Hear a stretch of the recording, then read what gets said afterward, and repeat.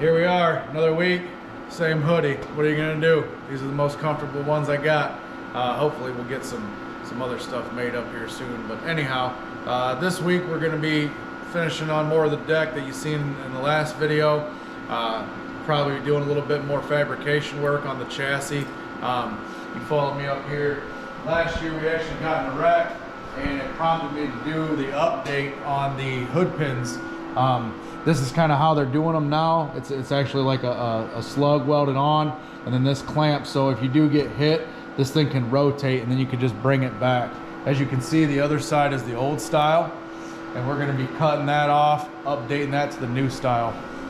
The big benefit of that is just the fact that if you do get in a wreck, hopefully at the track it doesn't rip the bar out of the tube, and you can just straighten it back out and continue on about your way. So you're going to see that. We got a T-bar to modify. We're going to do something a little bit different than Audi does on his stuff. Hopefully it'll make our lives a little bit easier. We also got some, part of this whole decking thing is some new rules that are going to be coming out in 23 that we got to abide by. So we're kind of trying to get a head start on it. Needed a deck anyway, so why not try to make this thing as legal as we can, right? So what I'm doing right now, we finally got the ride height sticks that you guys seen in the last video. That's what they look like when they're on the car. It's actually holding the suspension at ride height as if it were on the ground. What I'm doing now is just getting the rest of the shocks taken off the car. Pretty simple. I take the shock off the car. We got all our center to centers written down, and then I go over to my bar length setter, measure this thing out, set it easily, just jam the jam nuts down just by hand. I mean, obviously we don't got no flats on these, so it doesn't need to be extremely tight. It's not racing with these, right?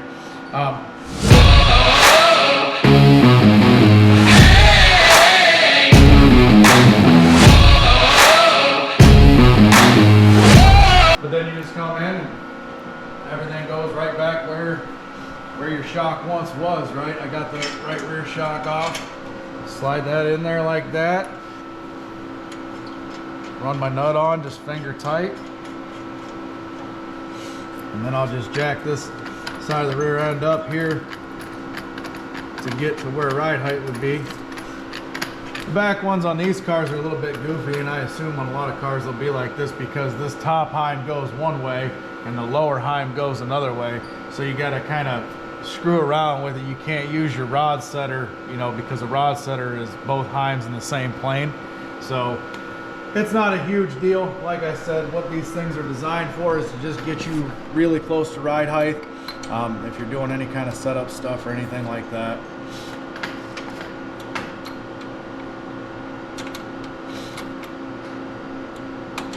Get that ran in there. Put my lower nut on. And when we actually do the video of tearing the rear end out, we'll get into a little more depth about what these contraptions are and what they do. And then I just let this down. Everything stays where I have it. And move along to the other side. So I get these last two set up on there. That'll get our shocks all off the car and ready to go out down to AccuForce and get freshened up for the season. We'll continue on about the day.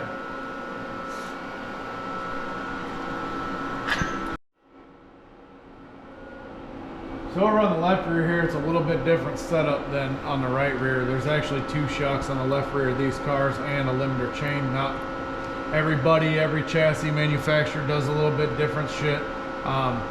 This is the setup we're running. So like I said, the two shocks and then the limiter chain.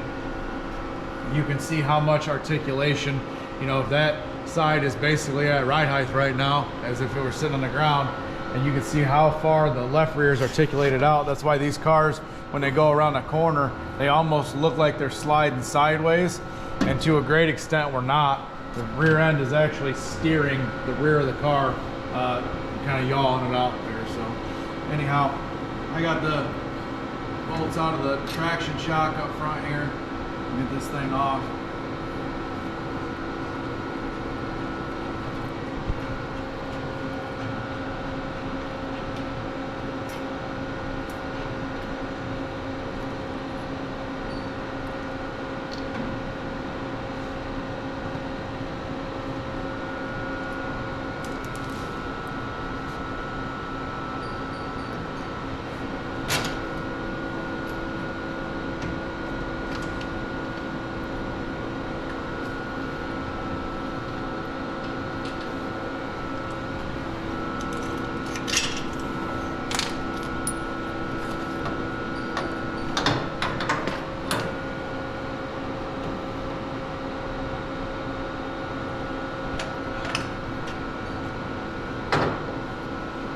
just a little fun fact about these shocks. So as you can see, two different styles of shocks here.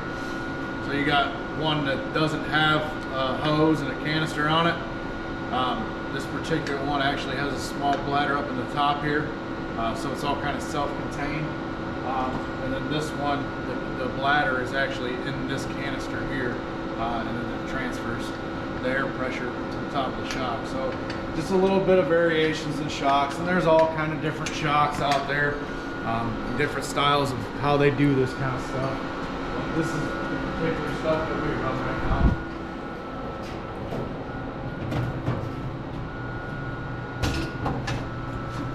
Like I said, we'll get them all kind of tore down, cleaned up. We got some spring smashing stuff to do to actually we took some measurements before this car came up on the stands, just to make sure that we can smash everything down to our measurements and see exactly where we were at the end of the season, just for documentation. So before we get them tore down, we'll actually smash them up and take some measurements and everything like that.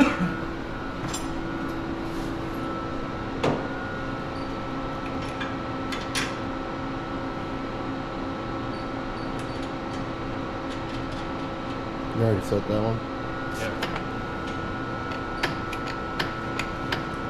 Yeah, like I said, I just set these with a bar length setter. You can use a tape measure center to center. I mean, it depends on what you're using these for, right? If you're actually using this to scale the car out, like at the beginning of the season or a new chassis, you're gonna wanna make sure you're dead on your center to centers for that kind of work. But if you're just using it just to get close, or to mock something up, you can just set them center to center with a tape measure and be close enough, right? It might be within an 1/8 inch or so. So and that's that.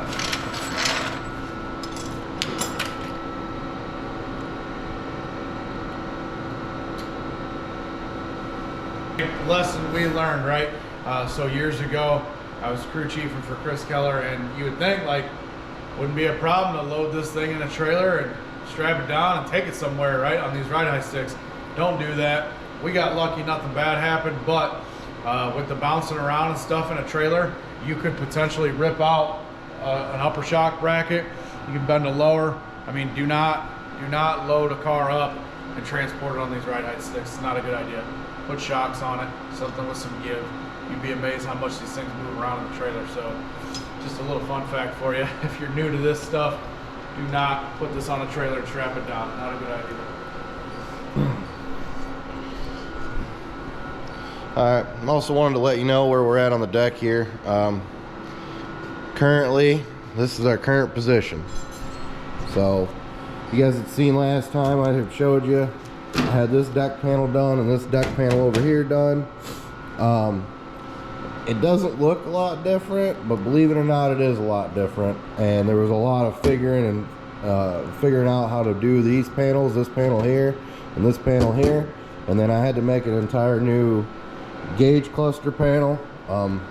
We're in the midst of getting that finished up right now. And you think, oh, it's just 3 pieces, but when you get it on a bench and you're laying it out, and this is an angle bend, and you're figuring that out over the distance, and you start changing stuff, it actually takes quite a bit of figuring to make sure that you don't screw up that panel.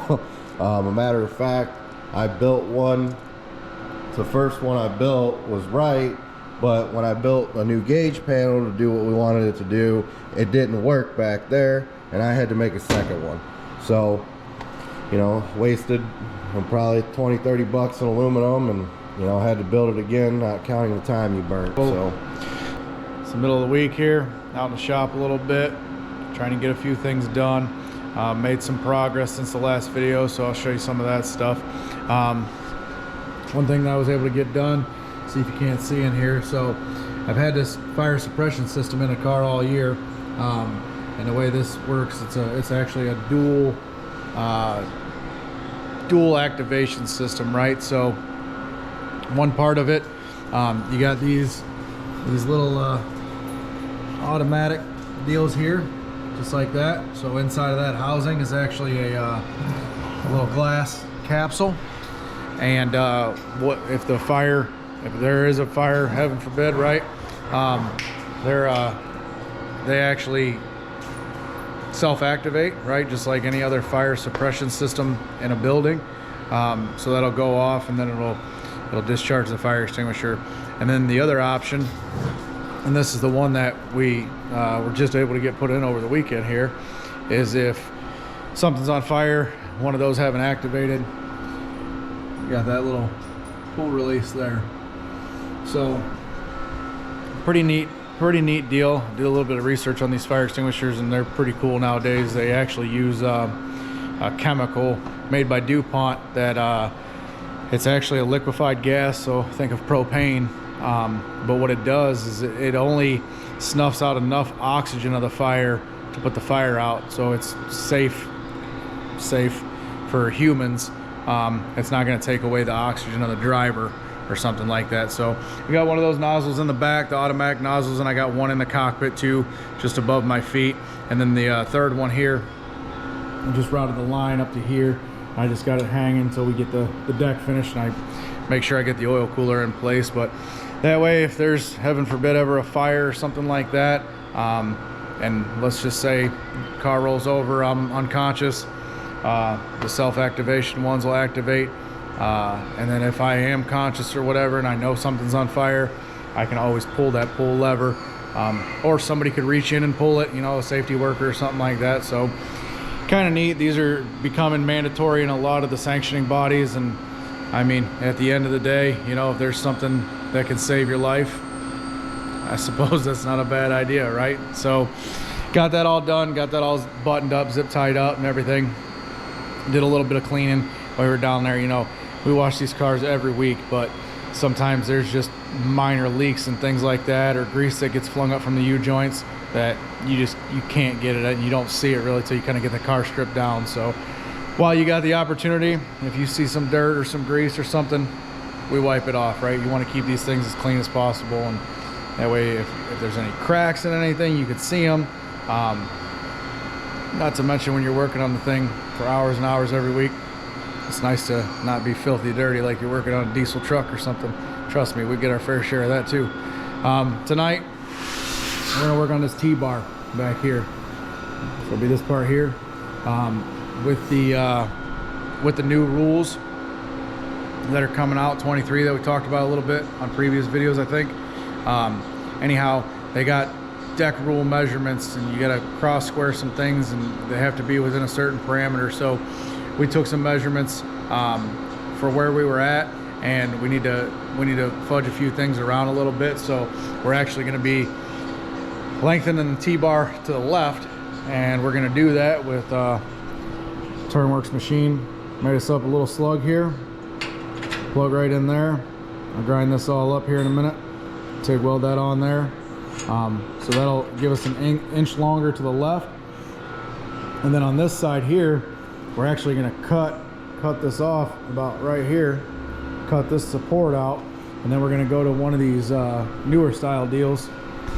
This is actually a piece of 1/8 inch aluminum, this little support here.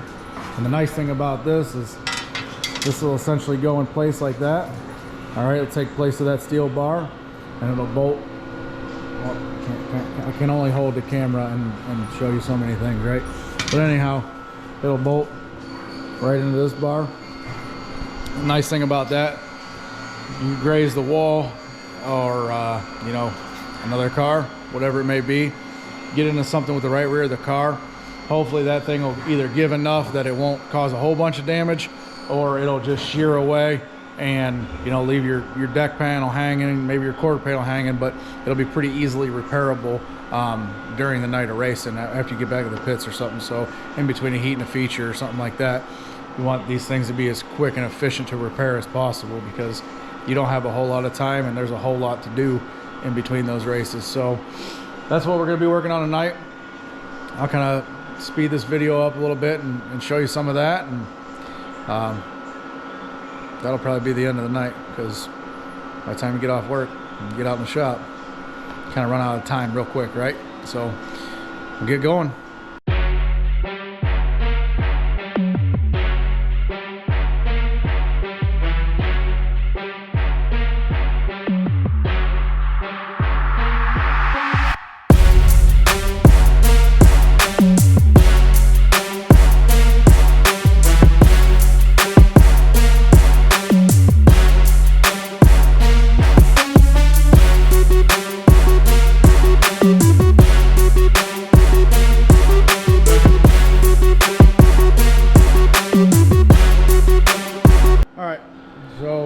little bit about what we did here.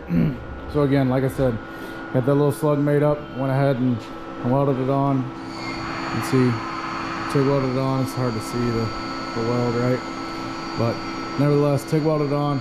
Now, part of the reason, here's a perfect example of TIG welding, why it's beneficial over MIG welding. Obviously, you got a fuel cell right there. Now, there's not a ton of fuel in this thing left from the end of the season, but nevertheless, there's fuel in there.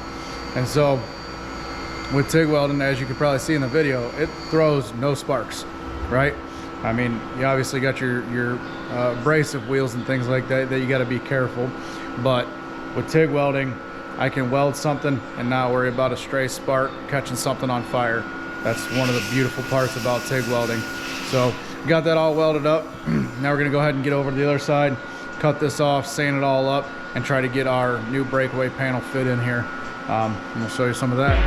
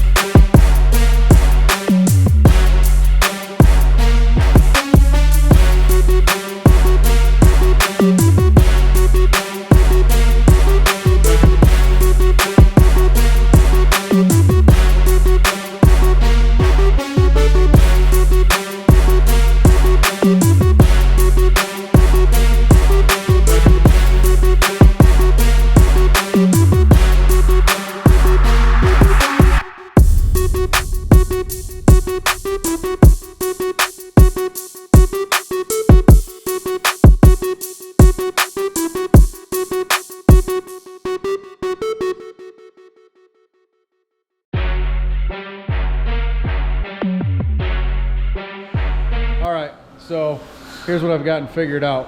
Kind of got everything cut out as you see in the video. Here's what we got. In order to get this thing to fit, and I'm gonna see if I can't try to hold this thing up here so you guys can understand.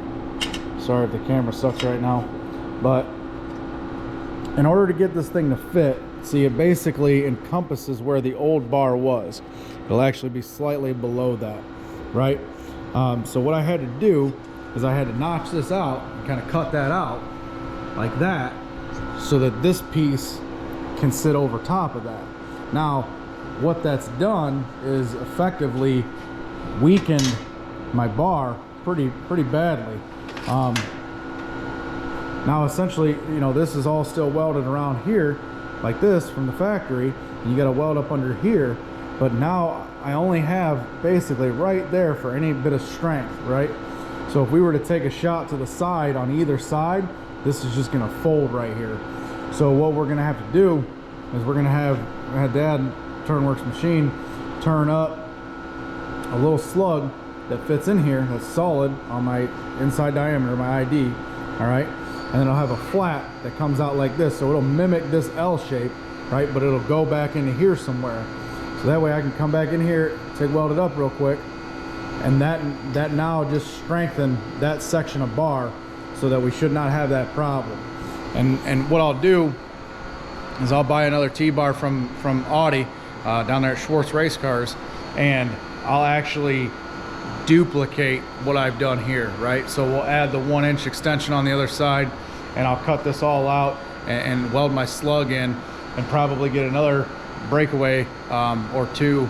I'll keep one in the trailer. Hopefully, you know, we don't destroy a T-bar, but you don't want to be 3 hours away and not have a backup T-bar, especially when you're doing something that's kind of custom to what the actual manufacturer is doing. There's not a whole lot of guys that run these cars anyway, so spare parts are kind of limited. You can't really count on people at the track to be running one. So we'll just get another T-bar. We'll retrofit it the way that we did this one, and then we should be good to go. As far as if we do run into a problem and destroy a rear T-bar, maybe it's a 2-day show or something, we can get it back together for the next day. So next clip you'll see, we'll get this all finished up. Like I said, we'll make that slug for here. We'll get that all welded in. We'll get that finalized where it needs to sit, and then we'll get it all bolted in, and I'll show you the finished product when it's all done. So I think for tonight, that's probably a wrap. More to come. All right, everybody, how's it going out there? just wanted to touch base with everybody, kind of end up this video. I know last night BJ got you guys video of him doing all the T-bar work. Obviously I wasn't here last night. I work a split second and third shift. BJ and Dad, they both work first shift. So during the week, we kind of got 2 shifts working on the race car. So during the week, you won't see me here with them. You know, that's a weekend thing when we all finally get together and, you know, bang on task and make decisions on what we're doing and stuff like that. So I'd watched his clips, and I just wanted to get on here and kind of end it up for the week because we're running out of week to get you guys a video. So as you can see, you seen his T-bar work last night. He'll go ahead and get that finished up tonight.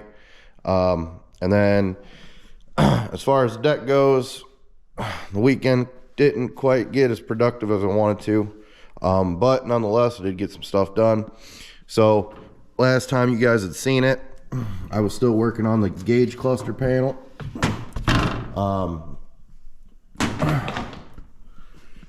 And when you last seen it, it wasn't finished. I had to pull it out and clean everything up real good and get the gauges set in it and all that. So that's all done, and it is mounted in there finally.